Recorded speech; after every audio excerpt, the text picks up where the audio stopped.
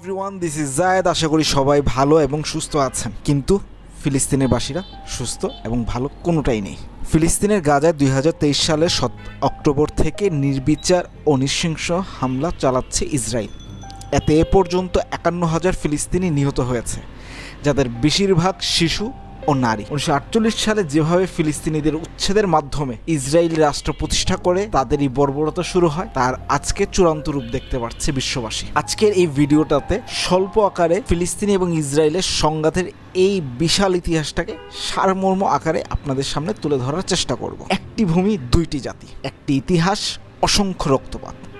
ফিলিস্তিন এবং ইসরায়েলের সংঘাত শুধু রাজনৈতিক নয়, এটি এক মানবিক সংকট। এই সংঘাত কিভাবে শুরু হয়ে আজ এই পর্যন্ত দাঁড়াচ্ছে তা সকলেরই কম বেশ জানা। 1000 বছর আগে ইহুদিরা বিশ্বাস করে ঈশ্বর নবী ইব্রাহিমকে প্রতিশ্রুতি দিয়েছিলেন এই ভূমি তাদের জন্য। তবে ইতিহাস বলে এখানে কেবল ইহুদিরা নয়, মুসলিম, খ্রিস্টান ও বহু জাতিগোষ্ঠী যুগ যুগ ধরে সহাবস্থান করছে। এরপর আসে রোমান সাম্রাজ্য, ইসলামী শাসন, ওসমানী সাম্রাজ্য।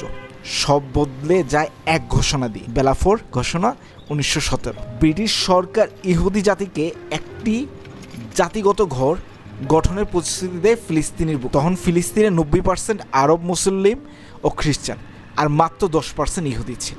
এই ঘোষণা ফিলিস্তিনি জাতির জন্য ছিল ভবিষ্যতের এক বিপর্যয়ের শুরু। 1947 সালে জাতিসংঘ প্রস্তাব দেয় এই ভূমি দুটি রাষ্ট্রে ভাগ হবে। ইহুদি রাষ্ট্র 56%, ফিলিস্তিনি রাষ্ট্র 43% জমি পাবে। কিন্তু প্রশ্ন ওঠে, কম জনসংখ্যা পাবে বেশি জমি কেন? ফিলিস্তিনে রাজি না হলে ইহুদিরা রাজি হয় এবং 1948 সালের 14 মে ইসরায়েলের রাষ্ট্রের ঘোষণা আসে। সেই ঘোষণার পর থেকেই শুরু হয় নাকবা।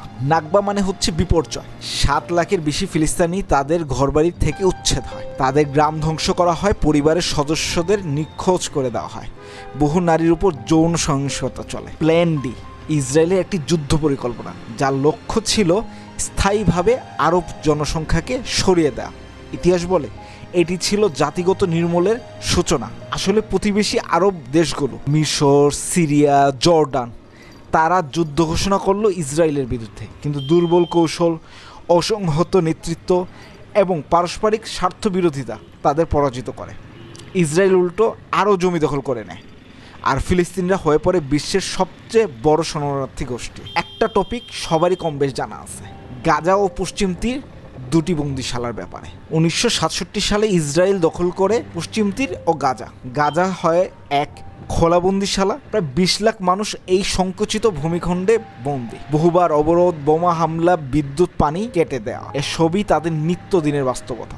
তবু গাজাবাসী প্রতিরোধ করে, তারা অস্তিত্বের জন্য লড়াই করছে। এবার আসি নতুন এবং আধুনিক নাকবা, যেটা 2023 সালের 7 অক্টোবর থেকে ঘটে। হামাসের এক হামলা ইসরায়েলকে চমকে দেয়।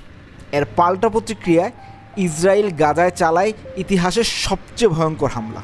বোমা, ফসফরাস, ড্রোন, হাসপাতাল, স্কুল, শরণার্থী শিবির, কোনো কিছুই বাদ যায় না। হাজার হাজার নারী, শিশু নিহত। অনেকেই বলছে এটি আরেকটি নতুনভাবে নির্মূল করার ঘটনা। বিশ্ব দুই ভাগে বিভক্ত, এক পাশে মানবিক সমর্থন, অন্য পাশে কূটনৈতিক স্বার্থ। কেউ ফিলিস্তিনিদের জন্য রাস্তায়, কেউ ইসরায়েলের পক্ষে সামরিক সহায়তা দিচ্ছে। জাতিসংঘ মানবিক বিপর্যয়ের সতর্কতা দিলেও যুদ্ধ থামেনি। প্রশ্ন হচ্ছে, মানবীয়তা কি কূটনৈতিক কাছে হেরে যাচ্ছে? এই সংঘাতের গল্প একটি মাত্র রাষ্ট্র বা ধর্মের নয়, এটি মানবতার পরীক্ষার গল্প। একটি জাতিকে তাদের ভূমি, ভাষা, পরিচয় থেকে বঞ্চিত করা হয়েছে যুগের পর যুগ। আজ যারা গাজায় মরছে তারা শুধু ফিলিস্তিন নয়, তারা আমাদেরই প্রতিচ্ছবি। প্রশ্ন একটাই, আমরা কি সত্যটা জানবো, মুখ খুলবো, নাকি ইতিহাসের আরেকটা নতুন নাকবা চুপচাপ দেখবো? ধন্যবাদ। এই স্বল্প সময়ে যতটুকু পেরেছি আপনাদের বলার চেষ্টা করেছি। যদি খারাপ লাগে অবশ্যই জানাবেন, ভালো লাগলে অবশ্যই শেয়ার করবেন। ধন্যবাদ সবাইকে, আজ এই পর্যন্ত।